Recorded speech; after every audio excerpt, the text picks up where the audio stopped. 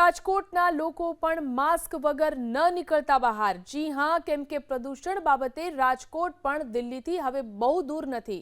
આજે 356 air quality index સાથે રાજકોટની હવા સાબિત થઈ સૌથી વધુ ઝેરીલી।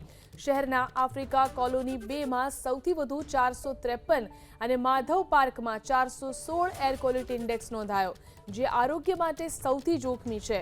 અગાઉની સરખામણીએ આ વખતે રાજકોટમાં એર પ્રદૂષણ વધ્યું છે। હવામાં પ્રદૂષણ વધતા લોકોનું બહાર નીકળવું મુશ્કેલ બન્યું છે। પ્રદૂષણ સામાન્ય રીતે જ્યારે AQI 150થી ઉપર જાય છે ત્યારે તે હવા શ્વાસ લેવા માટે જોખમી સાબિત થાય છે। હાલમાં ઔદ્યોગિક અને શહેરી વિસ્તારોમાં બહારોના ધુમાડા અને ઇન્ડસ્ટ્રીયલ એકમો, કન્સ્ટ્રક્શન સાઇટને કારણે હવામાં ઝેર ભળી રહ્યું છે। હવાની ગુણવત્તા કથળતા તેની સીધી અસર લોકોના સ્વાસ્થ્ય પર પડી રહી છે। પ્રદૂષણ વધતા શ્વાસના દર્દીઓને મુશ્કેલી વધશે।